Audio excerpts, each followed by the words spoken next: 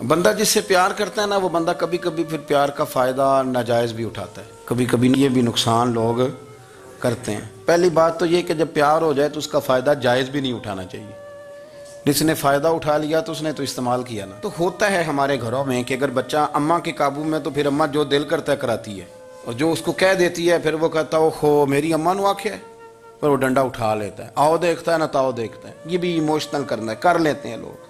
بیٹی کو بھی پتہ چل جائے نا ابا میری بات مانتا ہے، تو وہ سارے بچے کہیں نا سیر کرنے جانا ہے تو ابا جی کو کون منائے گا، تو کہتی ہے تسی چپ کر جاؤ، ابا جی کو میں بات کروں، اسے پتہ ہے میرے سے پیار کرتا ہے۔ اب بات کو سمجھ لیں، یہ ایک ایموشنل کرنے کا طریقہ ہوتا ہے، لوگ کر لیتے ہیں، اور وہ بندہ چونکہ پیار کر رہا ہوتا ہے تو پیار کرنے والا بہرحال کہیں نہ کہیں پھر قابو آ جاتا ہے۔ وہ استعمال بھی ہو تو ہو جاتا ہے، لیکن وہ بندہ ٹھیک ہوتا ہے، کیونکہ وہ استعمال ہو بھی رہا ہے تو ہو تو پیار میں رہا ہے نا، پیار میں ہو رہا ہے نا۔ سمجھ لیں میری بات کو۔ حضرت سعد بن ابی وقاص رضی اللہ تعالیٰ عنہ کا نا اپنی ماں سے بڑا پیار تھا، بڑا پیار تھا اپنی والدہ سے۔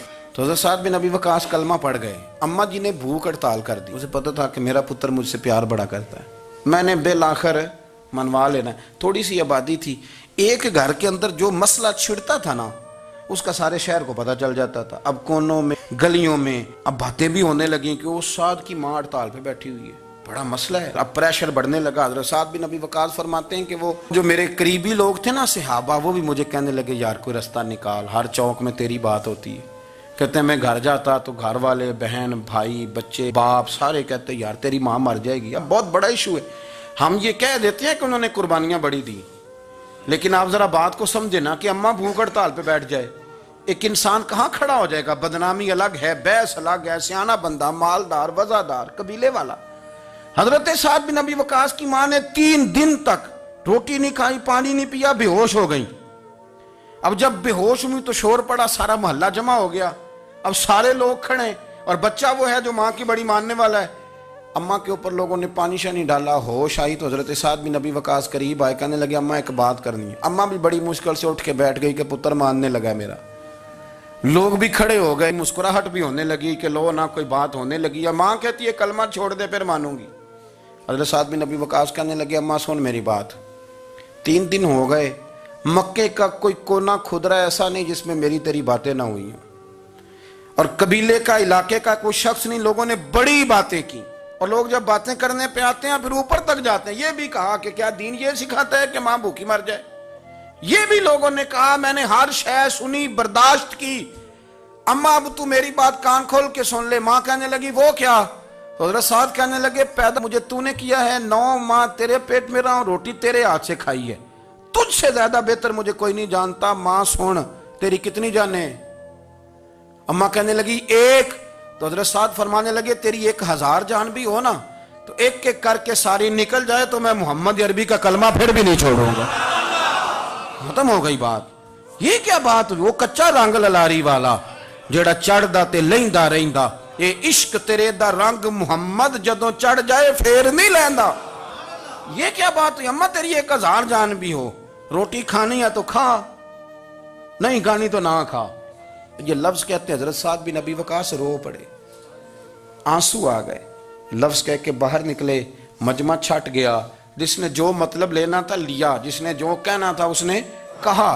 حضرت سعد چلے گئے، شام کو گھر آئے تو اماں روٹی کھا رہی تھی۔ تو حضرت سعد فرماتے ہیں کہ محلے کی بیویاں کہنے لگی روٹی کیوں کھا رہی ہو؟ تو ماں رو پڑی، کہنے لگی پتر میرا ہے، میں نے پیدا کیا ہے، میرے پتر نے کبھی ضد نہیں کی، اس کے دل میں کچھ ہے اتر گئی ہے، کوئی ہے، کوئی کچا پکا جذبہ ہوتا تو میں تو 2 آنسو بہاتی تھی تو میرا پتر لوٹ آتا تھا، پر کسی رستے کا مسافر بن گیا ہے، اب کہیں پہنچ گیا ہے، اور میں اس کا درد سمجھ گئی ہوں، جہاں گیا ہے اب وہاں سے یہ لوٹ سکتا۔ آپ سمجھیں اتنا تگڑا ایمان جن لوگوں کا، ان کے بارے میں لوگ ڈسکس کریں گے۔ ان کو نا قرآن پاک نے بطور نمونہ بیان کیا ہے۔ اللہ فرماتے ہیں ایمان اس طرح کا جس طرح میرے نبی کے صحابہ کا۔ یہ منافقوں کی بات ہو رہی ہے پہلے سے بارے میں، وَإِذَا قِيلَ لَهُمْ آمِنُوا كَمَا آمَنَ النَّاسُ، جب ان سے کہا جائے کہ ایمان اس طرح لاؤ جس طرح میرے نبی کے صحابہ لائے، قَالُوا أَنُؤْمِنُ كَمَا آمَنَ السُّفَهَاءُ، تو وہ کہتے ہیں اس طرح ایمان لائیں جیسے بیوقوف لائیں، یہ تو بیوقوف ہے، ہر شے نبی پاک پہ قربان کر رہے ہیں۔ تو اللہ فرماتے ہیں الا انہم ہم السفہاء، خبردار ہو جاؤ، میرے نبی پاک کے غلاموں کو بیوقوف کہنے والو تم بیوقوف ہو۔ اللہ کہتا ہے تم پاگل ہو، بیوقوف ہو، اللہ انہیں پاگل کہتا ہے. اللہ پاگل کہتا ہے انہیں جو نبی پاک کے صحابہ کو پاگل کہتا ہے، اللہ انہیں پاگل کہتا ہے. یہ معیار ایمان ہے. قرآن نے کہا ایمان اس طرح کا جس طرح کا نبی پاک کے وَإِذَا قِيلَ لَهُمْ آمِنُوا كَمَا آمَنَ النَّاسُ، ایمان اس طرح لاؤ جس طرح میرے نبی پاک کے صحابہ ایمان لائے ہیں اس طرح ایمان. حضرت عبداللہ ابن عمر رضی اللہ تعالیٰ عنہ فرمایا کرتے تھے جو دن بھی طلوع ہوتا ہے نا وہ اعلان کرتا ہے، وہ اعلان کرتا ہے اور کہتا ہے بھئی اگر کوئی کام کرنا ہے تو کر لو، میں آج آیا ہوں، آج کے بعد میں دوبارہ نہیں آؤں گا. قیمتی ہیرے ہیں زندگی کے لمحے، ان کو ضائع نہ کریں. بس کر دیں بڑا ہو گیا سوشل میڈیا، اور بس کر دیں بڑی ہو گئی خبریں، اور بس کر دیں بڑے ہو گئے فضول تبصرے، اور بس کر دیں. امام مسلم رحمۃ اللہ تعالیٰ علیہ جنہوں نے مسلم شریف لکھی ہے، امام صاحب کا وصال زیادہ کھجوریں کھانے سے ہوا تھا. ایک حدیث تلاش کرنی تھی تو کھجوروں کا ٹوکرا پاس رکھ لیا تو کتابیں بھی ٹٹولتے رہے اور کھجوریں بھی کھاتے رہے. صبح حدیث بھی مل گئی اور ٹوکرا بھی خالی ہو گیا، پر کھجوریں اتنی زیادہ کھا لی تھیں کہ وصال کر گئے. کسی نے ان سے کہا کہ روٹی نہیں آپ کھاتے، زیادہ کھجوریں کیوں کھاتے ہیں؟ تو آپ فرماتے ہیں میرا کام ہے حدیث تلاش کرنا، میرا کام ہے حدیث کی سند پر بات کرنا، مسلمانوں کو صحیح اسناد کے ساتھ ان کے پیارے نبی صلی اللہ علیہ وسلم کی خوبصورت باتیں ان تک پہنچانا. تو فرماتے تھے روٹی کھاؤں نہ تو مطالعے میں فرق آتا ہے، روٹی توڑنے پر بھی توجہ جاتی ہے، پھر سالن لگانے میں توجہ جاتی ہے، تو کھجور جو ہے یہ منہ میں رکھ کے نہ تو پڑھتا بھی ساتھ ساتھ رہتا ہوں. تو روٹی کھانے اور کھجور کھانے میں مجھے فائدہ یہ ہوتا ہے کہ کھجور کھاتے کھاتے میرا دین کا کام جاری رہتا ہے. اپنے اوقات کو ضائع نہیں کریں. آپ وہ کتابیں جو ہمارے بزرگ لکھ گئے وہ ہم سے ساری پڑھی نہیں جا سکتی، ان کے وقت میں برکت تھی، ہم نے بڑا ٹائم ضائع کر لیا ہے، اس کو ضائع نہ کرو. ایک تو کوئی چیز فضول نہیں، اپنے اوقات کو بچائیں. جو ٹائم بچ جائے وہ ذکر الہی میں لگا دیں، تلاوت قرآن میں لگا دیں، اللہ کی عبادت میں لگائیں. پڑھنے اور لکھنے میں وقت کو آپ یقین کریں بہت سارے لوگ ہیں فارغ ہیں، کبھی کبھی بڑا اہم اور ضروری کام کرنا ہوتا ہے تو بعض دوست ملنے کے لیے آ جاتے ہیں. اب ایک ریسرچ جاری ہے، میں ایک تفسیر کو دیکھ رہا ہوں، مجھے ایک بڑا اہم کام کرنا ہے. ایک دوست ملنے کے لیے آیا ہے اور اس سے پوچھا صاحب آپ کیسے ہیں؟ تو کہنے لگا میں فارغ تھا تو میں نے کہا چلو پیر صاحب کے پاس چلتا ہوں. تو میں اس سے یہ کہہ رہا ہوں کہ میاں جب میں فارغ ہوں گا تو تب آپ کو آنا چاہیے تھا نا، آپ اس کو وقت گزارنے کا ذریعہ تو نہ سمجھیں. اور پھر اگر آپ آئے ہیں تو آپ کو علمی بات کریں، آپ کو دین کی بات پوچھیں، میں آپ کے ساتھ ڈسکس کروں. آپ اگر آ کے اپنے محلے کے کونسلر کی بات چھیڑیں گے تو نہ وہ ہمارے کہنے سے سیدھا ہوا ہے اور نہ اس نے ہونا ہے. تو ہم نے فضولیات میں، ابحاث میں، بحثوں میں الجھ کا ٹائم ضائع کیا. پلٹ کے دیکھو زندگی میں کتنا وقت ضائع ہوا ہے. یہ کبھی دوبارہ ہمارے ہاتھ یہ کبھی ہاتھ نہیں آئے. میرے نبی پاک علیہ السلام نے فرمایا جنتی کبھی افسوس نہیں کریں گے، پر اس بات پر جنتی بھی افسوس کریں گے کہ یار وہ 4 لمحے ضائع کیوں ہو گئے. حضرت عبداللہ ابن عمر گزر رہے تھے تو ایک قبر پر نظر پڑی آپ کی، تو آپ نیچے اتر آئے گھوڑے سے، تو تھوڑا سا سائیڈ پہ مصلی بچھایا اور 2 رکعت نماز ادا کی. پھر سفر شروع ہوا تو آپ کے خادم جو ساتھ تھے وہ عرض کرنے لگے حضور آپ کی اس بات کی سمجھ کوئی نہیں آئی کہ آپ نے گھوڑے سے اترے اور صرف 2 رکعتیں پڑھی اور چل دیے. تو آپ فرمانے لگے کہ میں جب گزر رہا تھا تو میرے دل میں خیال آیا کہ یہ جو قبر میں لیٹا ہوا ہے نا یہ تو ترس گیا ہوگا کہ مجھے 2 رکعتوں کا وقت ہی مل جائے. حضرت عبداللہ ابن عمر کہتے ہیں میرے ذہن میں خیال آیا کہ قبر میں لیٹ کے ترس رہا ہوگا کہ مجھے 2 رکعتوں کا. لیکن یہاں تو لوگوں نے میرے بھائی 6 گھنٹے گردنیں تھک گئیں موبائل پہ جھکی ہوئی، لیکن محمل اور فضول اور کوئی معنی نہیں اور کوئی مقصود نہیں، اور اس نے یہ کہہ دیا تو اس نے وہ کر دیا، اور اس نے یہ آج کل جو بیماری چلی ہے نا اس سے سب سے زیادہ نفسیاتی مریض وہ لوگ بن رہے ہیں جن کا تعلق موبائل اور خبروں سے زیادہ ہے. اور اگر میں کہہ دوں کہ 90% لوگوں کا تعلق ہے اس کے ساتھ تو میری بات غلط تو نہیں؟ کیونکہ ہر وقت ہم اسی کو دیکھتے رہتے ہیں، ادھر یہ ہو گیا، ادھر وہ ہو گیا، ادھر ایسے ہو گیا. تو وہ چیزیں ہماری نفسیات کو، گھروں کے اندر بیٹھے بہت سارے لوگ بیمار ہو گئے اور ذہنی مریض بن گئے. کیوں؟ اس لیے کہ انہوں نے اپنا دل نہ قرآن پاک میں لگایا، نہ تلاوت میں لگایا، نہ اذکار میں لگایا، نہ وظائف میں لگایا، نہ ہماری طبیعت ہے یہ کام کرنے کی، تو الٹا سیدھا سوچ ساچ کے تو ہم الجھ جاتے ہیں۔ یہ گھروں میں جھگڑے زیادہ کیوں ہوتے ہیں کہ بہو ذکر نہیں کرتی اللہ کا، ساس کے خلاف ہی سوچتی رہتی ہے، اور ساس ناراض نہ ہو، ساس و سسر جن کی عمر اب اتنی زیادہ ہو گئی ہے کہ اب اگلا سٹیج دنیا سے جانے کا ہی ہے، وہ بھی اتنی توجہ کرتے ہیں کہ یہ میرا بیٹا کیا آج شام کو مٹھائی کا ڈبہ لایا ہے کہ یہاں وہ بالٹے سیب لایا ہے۔ اگر ساری توجہ ادھر دینی تھی تو اس سے زیادہ بہتر نہیں تھا کہ مسئلے کو وقت دیتے؟ اتنی باریکی سے لوگوں کا خیال نہ رکھیں، اپنا خیال رکھیں۔ سارے لوگ ہی حکمت والے تھے، سارے لوگ ہی شانوں والے تھے، حضور کے ہر صحابی کی بڑی عظمت ہے۔ کیا شان ہے جناب صدیق اکبر کی، اور کیا مرتبے ہیں حضرت فاروق اعظم کی، اور کیا کمال ہے حضرت عثمان غنی کا۔ لیکن چونکہ ہر پھول کی اپنی خوشبو ہوتی ہے، جو دانائی، جو علم، جو فقاہت، جو اسلوب اللہ نے مولا علی شیر خدا کو عطا فرمایا تھا، جو شانیں اللہ نے مولا کائنات کو عطا فرمائی تھی، وہ تو حدیث آپ نے کئی دفعہ سنی ہوگی کہ حضور نے فرمایا میں علم کا شہر ہوں اور علی اس کا دروازہ ہے۔ میں آج آپ کو ترمذی کی ایک اور حدیث سناتا ہوں۔ نبی پاک علیہ السلام نے فرمایا انا دار الحکمت، انا دار الحکمت، انا دار الحکمت۔ کیا خوبصورتی ہے اور کیا شان ہے میرے نبی پاک کی۔ حضور فرمانے لگے میں حکمت کا گھر ہوں، میں حکمت کا گھر ہوں، انا دار الحکمت وعلی بابھا، میں حکمت کا گھر ہوں اور علی اس کا دروازہ ہے۔ علی اس کا دروازہ ہے، اس گھر کا جو گھر حکمت کا خود رسول پاک کی ذات ہے۔ تو حضرت مولا علی شیر خدا کرم اللہ تعالی وجہ الکریم کو اللہ تبارک و تعالی نے حکمت عطا فرمائی، دانائی عطا فرمائی، اللہ نے شانیں عطا فرمائی، ان کو اللہ تبارک و تعالی نے مرتبوں سے نوازا۔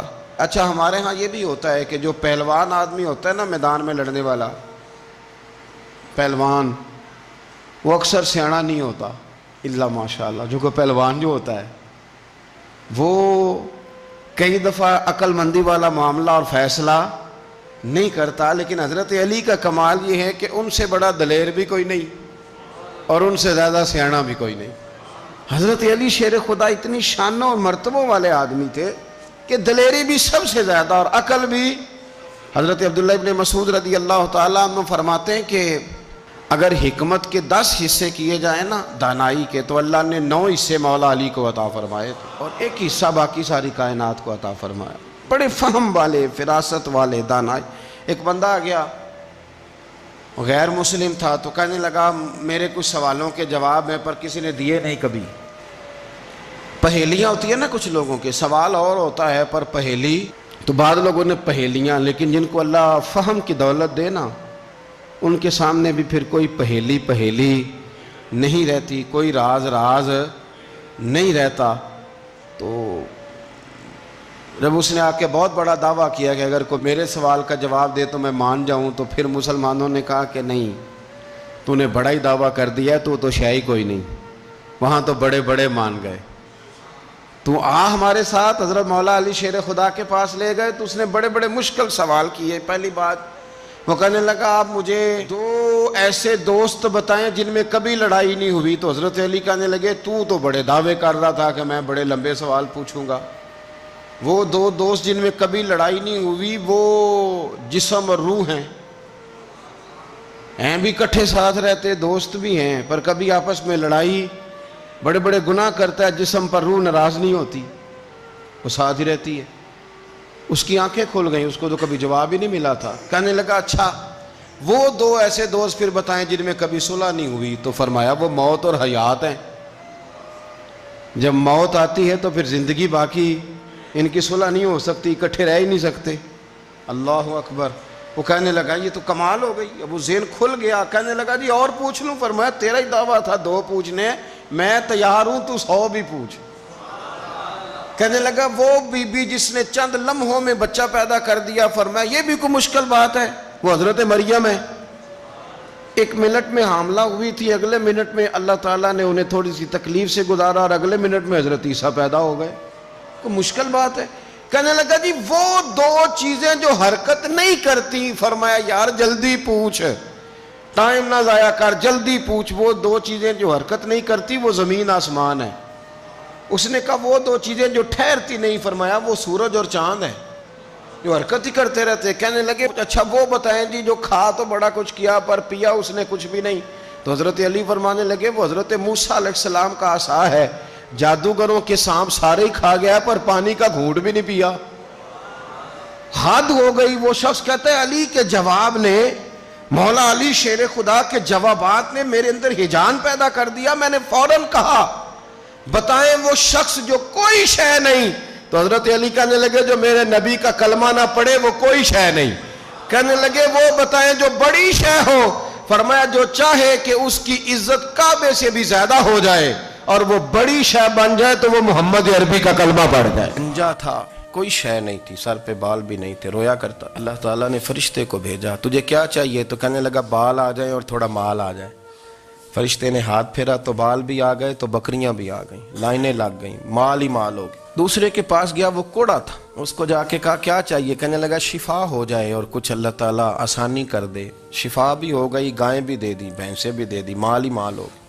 پھر ایک کے پاس گیا، وہ اندھا تھا، تجھے کیا چاہیے؟ اس نے کہا آنکھیں ملنے اور کچھ ساتھ اللہ مال دے دے. اونٹ ہی اونٹ ہو گئے. جب بڑا نواز دیا تو پھر مالک نے امتحان لینے کا ارادہ کیا. یاری تیری سونا ہے پر آزمائشاں بھی تیریاں اگ، آزمائشاں تیریاں، صحیح کہہ رہا ہوں، آزمائشاں تیریاں، یاری تیری سونا ہے پر آزمائشاں تیریاں. اے سونا پرکھیا جامدائی پہلو نال لگاں دے لگ.